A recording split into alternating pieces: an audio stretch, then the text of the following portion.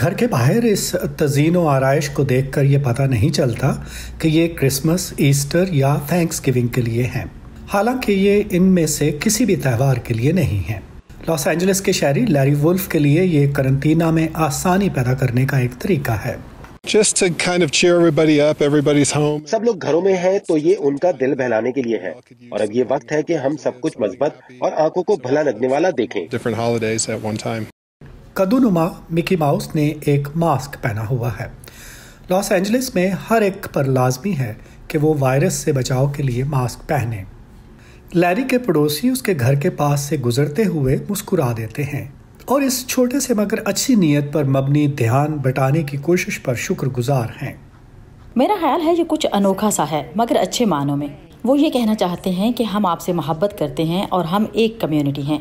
हमें उम्मीद है आप इसमें महफूज रहेंगे। करंटीना के माहौल में खुशी की रोशनियां करने का आइडिया ऑनलाइन शुरू हुआ और फिर हैशटैग लाइट्स फॉर लाइफ से मशहूर हुआ। लाखों अमरीकियों में से कुछ ने जो घरों में बंद हैं अपने दिल को लुभाने के लिए लाइट्स लगा दी हैं।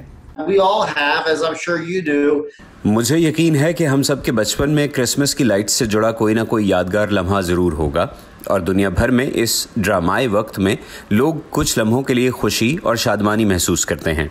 चार्ली बेयर्स कैंसस में रहते हैं और कई बरसों से क्रिसमस लाइट्स पर मबनी एक एनिमेटेड शो करते आ रहे हैं।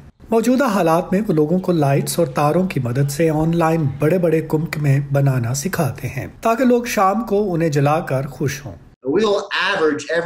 हमारे यहाँ मौसम बहार में कम से कम 1000 तूफान आते हैं, तो मैं नहीं चाहता कि मेरे सहन में कोई ऐसी भारी चीज हो जो हवा से उड़कर किसी पड़ोसी के घर को नुकसान पहुंचाए।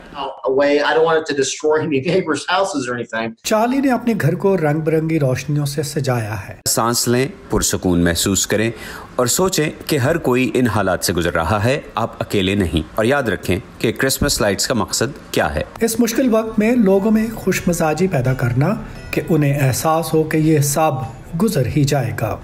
एंजेलिना बागदसरियान के साथ नदीम याकूब, वॉइस ऑफ अमेरिका।